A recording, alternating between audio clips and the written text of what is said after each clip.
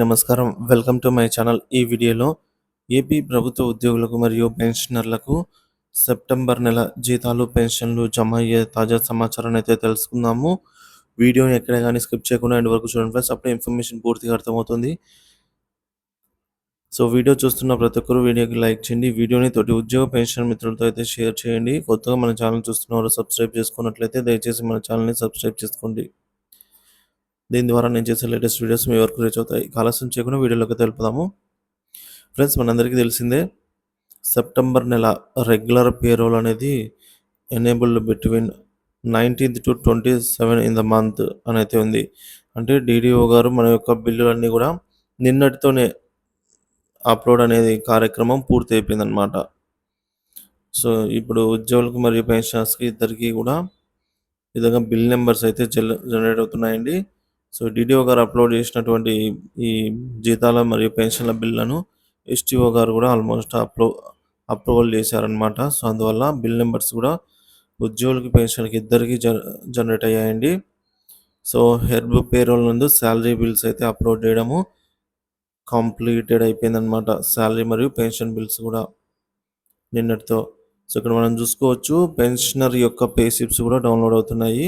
So, ప్రతి ఒక్కరు కూడా మీ యొక్క పే స్లిప్స్ డౌన్లోడ్ చేసుకొని ఇక్కడ మీ డీటెయిల్స్, అలాగే మీ యొక్క ఎర్నింగ్స్, అలాగే డిడక్షన్స్ చెక్ చేసుకోవాలండి. So, net amount gross amount ఎంతొచ్చింది, నెట్ అమౌంట్ ఎంతొచ్చింది అనేది కూడా చెక్ చేసుకోండి. సో, ఎప్పటిలాగే ప్రతి నెల ఈ నెల కూడా అయితే చెక్ చేసుకోవాలండి. ఎందుకంటే మన యొక్క జీతాలు, పెన్షన్ బిల్లులలో మార్పులు ఏమైనా ఉన్నట్లయితే మనం ఇక్కడ చెక్ చేసుకోవచ్చు అనమాట. ఒకవేళ ఏమైనా బై మిస్టేక్ ఏమైనా కట్ అయినట్టయితే ఎక్స్ట్రాగా మనము డీడీఓ గారి ద్వారా అప్లోడ్ చేసుకోవచ్చు బిల్లు. సో, ఉద్యోగులకు కూడా ఇదే ప్రాసెస్‌లోనే బిల్స్ అయితే డౌన్లోడ్ అవుతున్నాయి. ఇక్కడ మీరు కూడా earnings, deductions, gross amount, net amount ఇవన్నీ కూడా డీటెయిల్డ్‌గా అన్నీ చెక్ చేసుకోండి ఫ్రెండ్స్. ఎలా డౌన్లోడ్ చేయాలి అనే విధానం ఇప్పుడు చూద్దాము. సో, నిధి వెబ్సైట్ ఓపెన్ చేసి లాగిన్ మీద క్లిక్ చేసిన తర్వాత ఈ విధంగా అడుగుతుంది. యూజర్ ఐడి దగ్గర సిఎఫ్ఎంఎస్ ఐడి, పాస్వర్డ్ దగ్గర పాస్వర్డ్ ఎంటర్ చేయండి. పాస్వర్డ్ గుర్తు లేకపోతే ఫర్గాట్ పాస్వర్డ్ మీద క్లిక్ చేసి ఓటీపీ సహాయంతో మీరు పాస్వర్డ్‌ను రీసెట్ చేసుకొని మళ్ళీ లాగిన్ అవ్వండి. ఈ విధంగా మనకు ఎంప్లాయీ సెల్ఫ్ సర్వీస్ కింద ఎంప్లాయీ పే స్లిప్ అని అయితే ఉంది. దాని మీద క్లిక్ చేసినట్లయితే పే స్లిప్స్ అనే ఒక పేజ్ ఓపెన్ అవుతుంది. ఈ పేజ్‌లో మనకు రీసెంట్ పేమెంట్ డీటెయిల్స్‌లలో ఈ విధంగా సెప్టెంబర్ నెలకు సంబంధించి 2024 సెప్టెంబర్ యొక్క బిల్లు పే స్లిప్ అనేది ఇక్కడ క్లిక్ చేస్తే అవుతుంది. ఓపెన్ అవుతుందనమాట. ఇక్కడ బిల్ నంబర్ చెక్ చేసుకోవచ్చు. ఈ విధంగా ఓపెన్ అయిన తర్వాత మీరు దీన్ని చెక్ చేసుకోండి. అలాగే పీడీఎఫ్ ఫార్మాట్‌లో డౌన్లోడ్ చేసుకోండి friends.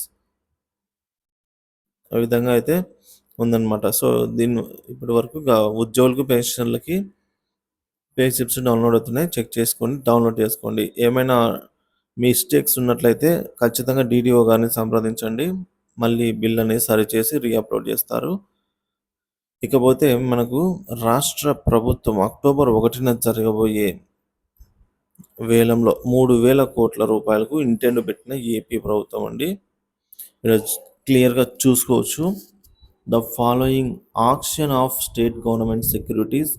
The following state government have offered to sell stocks by way auction for arrangement of amount. అన్ని రాష్ట్రాలకు కలిపి 19,942 కోట్ల ఫేస్ వాల్యూ అనేది ఆర్‌బీఐ విడుదల చేస్తుందన్నమాట. మనకు ముఖ్యంగా ఫస్ట్ ఆంధ్రప్రదేశ్ ఇక్కడ చూస్తే 3,000 కోట్లు. సో, మొదటి 1,000 కోట్లను 14 సంవత్సరాల్లో తిరిగి చెల్లించేలాగా, మళ్ళా మొదటి 1,000 కోట్లను 20 సంవత్సరాలు, మరి యొక్క 1,000 కోట్లను 24 సంవత్సరాల్లో ఈల్డ్ ఆక్షన్ టైప్‌లో తిరిగి చెల్లించేలాగా అయితే మన రాష్ట్రానికి ఇంటెండ్ పెట్టిందనమాట. ఈ విధంగా మొత్తం మిగతా రాష్ట్రాలన్నీ కూడా ఇంటెండ్ పెట్టి ఉన్నాయి. ఇక్కడ ఈల్డ్ అని, ప్రైస్ అని ఉంది. So, the auction will be conducted on Reserve Bank of India Core Banking Solution e-Kuber System October 1, 2021 మంగళవారం అండి, Tuesday, the government stocks up to 10% of the notified amount of the sale of each stock will be allotted eligible individual and instructions అని అయితే ఇవ్వడం జరిగింది. So మనకు తెలిసిందే అండి, రెగ్యులర్గా ఆర్బీఐ నుంచి మనకు ఈ విధంగా ఆక్షన్‌లో అయితే అన్ని రాష్ట్రాలు పాల్గొంటాయి. సో ఏపీ రాష్ట్రం, మన రాష్ట్రం కూడా పాల్గొంటుందండి. ఎందుకంటే జీతాలు మరియు పెన్షన్ బిల్లులను పేమెంట్ చేయడానికి ఇప్పుడు దాదాపుగా 6,000 కోట్లయితే ఖర్చవుతుందనమాట. సో ఈ పెరిగినటువంటి డీఏ, డీఆర్‌లతో పోల్చుకున్నట్లయితే దగ్గర దగ్గర ఇదివరకు 5,400 కోట్లు ఖర్చయ్యేది. ఇప్పుడు ఇదే ఖర్చు కాస్త 6,000 కోట్లు అయిపోయిందనమాట. అలాగే సామాజిక పెన్షన్లు వాటికి ఒక 2,800 కోట్ల రూపాయలు ఖర్చవుతుందనమాట. సో మొత్తం కలిపి 9,000 కోట్ల రూపాయలు ప్రతి నెల ప్రభుత్వానికి అవసరం అవుతాయి. అందులో భాగంగా ఇప్పుడు 3,000 కోట్ల రూపాయల నిధులనైతే సమీకరించింది ప్రభుత్వము ఒకటో తేదీన. సో ఆ నిధి రాగానే మొత్తము జీతాలు, పెన్షన్లు జమ అవుతాయండి. కాబట్టి మొదటగా సామాజిక పెన్షన్లన్నీ కూడా ఒకటో తేదీన పూర్తి స్థాయిలో 100% చెల్లిస్తారు. ఇక ఉద్యోగ పెన్షన్‌కి సంబంధించినటువంటి ఏదైతే ఈ 6,000 కోట్ల రూపాయలుందో, ఇది ఒకటో తేదీ నుంచి మొదలుకొని దాదాపుగా మూడో తేదీ లోపల అక్టోబర్, సో 3 అక్టోబర్ లోపల అయితే ఈ సాలరీస్ మరియు పేమెంట్స్ అన్నీ కూడా 100% క్లియర్ అవుతాయన్నమాట. ఎప్పటిలాగానే మనం చూస్తున్నాము, ఒకటో తేదీన జీతాలు, పెన్షన్లు జమ అవుతున్నాయి. సో చాలామంది ఇక్కడ అనేది ఏంటంటే, ఒకటో తేదీన జీతాలు, పెన్షన్లు జమ అవుతున్నాయి, కరెక్టే, బాగానే ఉంది. మాకు పెండింగ్ డీఏలు అయితేనేమి ఇన్‌స్టాంట్‌గా ప్రకటించవలసిన ఐఆర్ సంగతి ఏంటి? సో జీతాలు, పెన్షన్లు ఎప్పుడు జమ అయ్యేదే. ఒకటో తేదీ కాకపోతే మూడో తేదీకి ఖచ్చితంగా జమ అవుతాయని తెలుసు. కాకపోతే పెండింగ్ విషయాలేంటి? ఇదే విధంగానే పెండింగ్ బిల్లును కూడా జమ చేయాలి అని అయితే ఉద్యోగ పెన్షనర్లు కోరుతున్నారండి. ఇకపోతే పే స్లిప్‌లో కొత్తగా వచ్చిన మార్పు అయితే మనం ఇప్పుడు గమనిద్దాము. ఏపీ మరియు తెలంగాణ ఉద్యోగ, ఉపాధ్యాయ పెన్షనర్లకు సంబంధించినటువంటి ఒకరోజు మూల వేతనం సీఎం రిలీఫ్ ఫండ్‌కు పెన్షన్లు మరియు జీతాల నుంచి పేమెంట్ జరుగుతుంది. సో మీకు ఎంత కట్ అవుతుందని తెలుసుకోవాలంటే మీ యొక్క basic pay divided by 30. So పెన్షన్లు గానీ, ఉద్యోగులు గానీ బేసిక్ పే డివైడెడ్ బై 30 చేస్తే మీకు ఆ అమౌంట్ అయితే రావడం జరుగుతుంది. సో ఈ విధంగా వరద సహాయంలో భాగంగా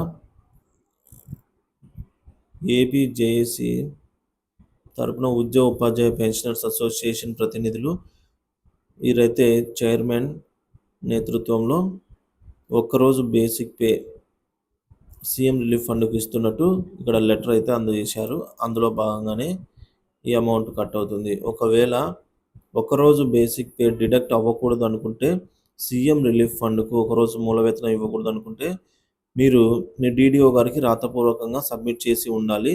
అలాంటప్పుడు అలా చేసిన వారికి డిడక్ట్ చేయకుండా పూర్తి జీతంతో సాలరీలు అయితే పెడతారనమాట డీడీఓలు. సో ఇక్కడ మనం చూసుకోవచ్చు, ఒకరోజు మూల వేతనం పట్టిక అండి ఇది, టేబుల్. ఎవరికెంత కట్ అవుతుందనేది ఇక్కడ చూసుకోవచ్చు. 20,000 బేసిక్ ఉన్న వారికి రూ. 667 చొప్పున మొదలుకొని, ఈ విధంగా రూ. 65,360 బేసిక్ ఉన్న వారికి రూ. 2,179 కట్ అవుతుంది. ఈ విధంగా చెక్ చేసుకోవచ్చు, స్క్రీన్ పైన ఉంది. ఏం లేదండి, సింపుల్ లెక్కే. మీ బేసిక్ పే అంటే డిడక్షన్స్ ఇవన్నీ కాకుండా జస్ట్ ఎర్నింగ్స్‌లో బేసిక్ ఒక్కటి, మళ్ళీ డీఏ కూడా కాదండి. ఓన్లీ బేసిక్ ఇక్కడ మనకు బిల్ స్లిప్‌లో, పేమెంట్ స్లిప్‌లో అయితే ఉంటుంది కదండీ. సో అందులో ఉన్నటువంటి ఎర్నింగ్ సైడ్‌లో ఉన్నటువంటి బేసిక్ పే ఒక్కటే ఇందులోనే డివైడెడ్ బై చేసుకోవాలి. మనకు డీఏలో సంబంధం లేదు. అలాగే హెచ్ఆర్ఏలో కూడా సంబంధం లేదనమాట. సో ఈ విధంగా మూల వేతనం అనేది కట్ అవుతుందండి. ఎవరైతే కట్ అవ్వాలని అనుకుని ఉంటారో వారందరికీ కూడా. సో ఇది ఫ్రెండ్స్ ఇవాల్టి వీడియో. అలాగే రిటైర్ ఉద్యోగులు కూడా వారి యొక్క ఏదైతే అమౌంట్, రిటైర్ అయిన వారికి అమౌంట్ ఏవి రాక వాళ్ళైతే చాలా ఇబ్బంది పడుతున్నారండి. ప్రభుత్వం జీతాలు, పెన్షన్లు జమ చేసినట్టుగానే జీపీఎఫ్ ఫైనల్ అమౌంట్ కానీ, గ్రాట్యుటీ, కమ్యుటేషన్, అలాగే 10 నెలల సరెండర్ అమౌంట్ ఏ ఒక్కటి కూడా రాలేదని అయితే వారు సగటు పెన్షనర్లయితే వాపోతున్నారు. కాబట్టి జీతాలతో పాటు ఇవి గూడా ప్రభుత్వం జమ చేయాలనైతే మన ఛానల్ తరపున కోరడం జరిగింది. Thank you for watching this video.